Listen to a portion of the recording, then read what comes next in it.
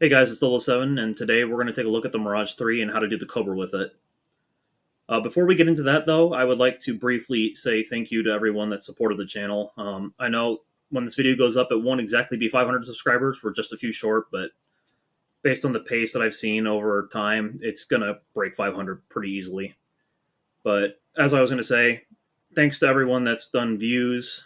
They've put comments down below. They've given likes to the channel. They've given like comments of different, help and all that, technical advice. It's really taken the channel a long way since, it really had those big videos when it came to the Cobra maneuver earlier on. And I honestly want to say thank you to the subscribers, those that have come forward and supported me. And really, this channel would be nowhere without you guys. It really is a true honor to have people support the channel. I know it's a brief, flashback or anything like that, but I remember when I was early doing World of Tanks content, I thought it would have been wild to just get 100 subscribers. But thinking about it now that I'm actually about to cross the threshold of 500, it's really a true honor. And I know it's hardly anything compared to a lot of the other YouTubers. I still take immense pride in achieving that number. It is truly an honor. So without further ado, we'll go forward. This video will be containing basically the same maneuver applied across both Mirage 3s, the 3C and the 3E.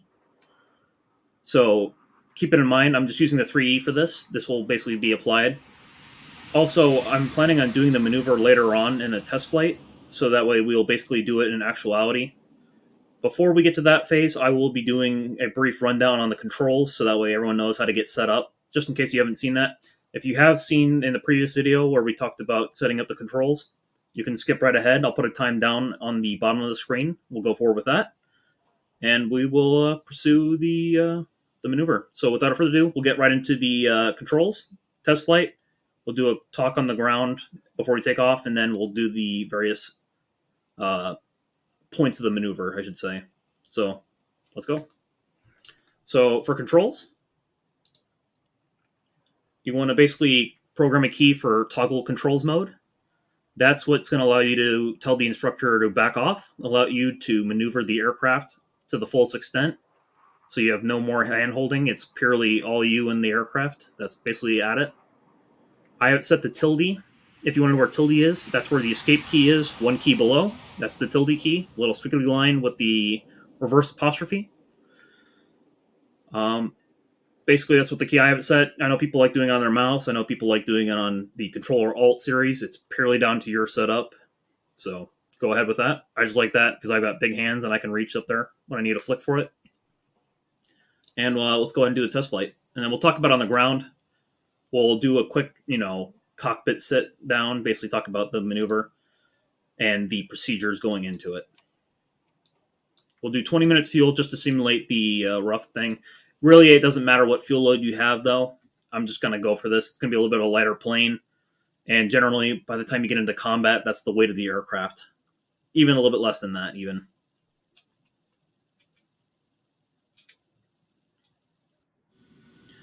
So, as we said before, the control, tilde. So the way it works is first tap is simplified, second is realistic, third is full real control. We won't really need to worry about using the mouse because primarily it's all key inputs, what we'll be doing. It's a lot quicker and a lot more definitive and absolute in their use. So one more tap gets you back to mouse aim. You're back to recovery phase. That's what you want to go to. That way you have the instructor over here able to help you out. You can see he disappears when we go back to realistic and full. So the maneuver basically is going to work like this. And then I'm going to do a quick takeoff just to show the traditional kind of Cobra maneuver where there's no real, manipulation to the plane. The Mirage can kind of do a Cobra in the sense. I don't know if it really achieves the 110 degrees fully. The key thing you need to understand is it's a very, very low speed Cobra because, frankly, it just doesn't have enough lift or shaping with regards to the airframe. Gotta bring off some speed quick, and then we'll kick it. There we go. As you can see, we do it right there. Problem is we don't have enough recovery altitude.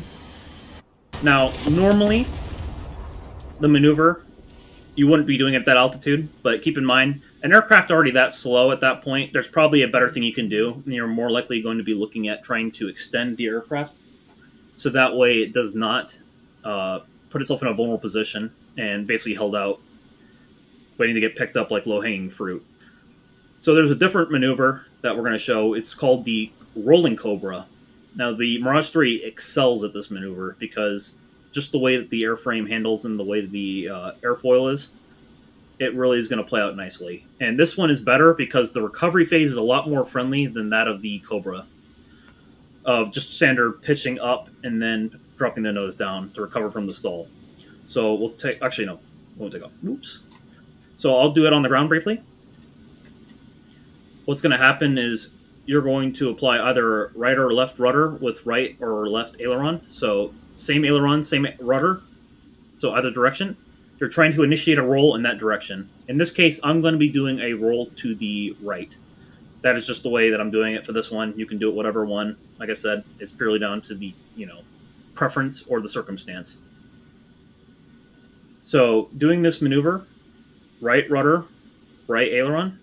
The key thing here, though, is you're trying to maintain this point of rotation where your nose is. You're trying to keep that aligned with the axis as much as possible. That way you increase your roll rate just for the briefer second. Now, you only need to do a little bit of a roll, really, because we're trying to stall one of the wings out. I'll bring out the mouse. We're trying to make one of these wings stall, so that way when it stalls, in the rapid pitch up, the other wing next to it will stall along with it. And because of the abnormal flow over the aircraft as it's rolling, it's going to stall in a 90-degree or 110-degree angle. You can really get that nose to pitch back. You can probably go as far as 120 sometimes. It's pretty radical pitch. So those for you, that are saying it's not 110 degrees, I mean, this thing is, it goes past 90 degrees, trust me. It goes there. So right rudder, right aileron, a little bit of nose down just to try and keep it in the center. Like I said, you might do a half roll or a full, or not a full roll, but maybe even a quarter roll can get it to initiate. And that's basically what we're going to aim for. So without further ado, let's get it going. And like I said, it's always good to practice this stuff. It's always good to do it in test flights and customs. You get a rough idea what the aircraft's going to do in different phases. That's the key thing. You need to understand what the aircraft's going to do.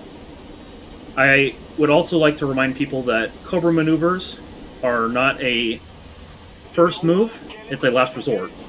It's your, I'm out of options, I gotta throw the brakes, otherwise I'm done. It's not a, I got 5 people behind me, I'm gonna throw the Cobra, and then watch number 2, 3, 4, and 5, rip me in half. Alright, so we're a little bit over 500. Gonna initiate the roll, kickback, back to simplified, and mouse aim. And there we go, we got the recovery. Rough speeds that you can do this maneuver at are recommended at least over 500. You can go as high as 700 and even 800. You have to be careful with the airframe, though. Sometimes it can't handle it. Keep in mind, this is fully upgraded. Different tolerances of the aircraft might play in different phases. Also, it's fully loaded. So, like I said, viewer discretion advised. We'll do one at a higher speed. Sometimes the recovery phase can be a little edgy, though, so you got to be careful with that stuff. We'll go for 700 here. And we'll do it at IAS. We won't do the normal ground speed.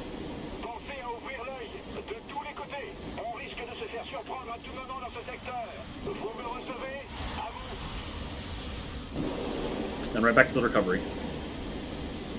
So yeah, I'd definitely slow it down if you guys need to keep up with the content, understand what's going on with the maneuver. Like I said, it's pretty simple. Same side aileron, same side rudder.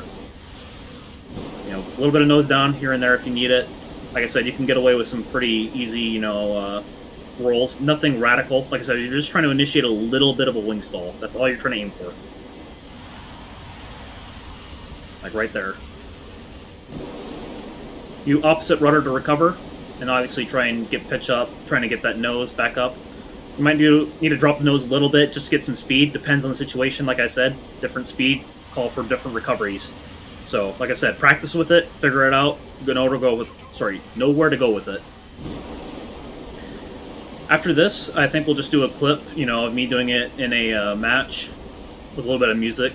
Try and keep it spicy and themed. And once again, this will probably be the last time I talk in the video. I'd like to just extend my thanks once again for all the support you guys have given. It has truly been an honor. So, without further ado, I'll see you guys later.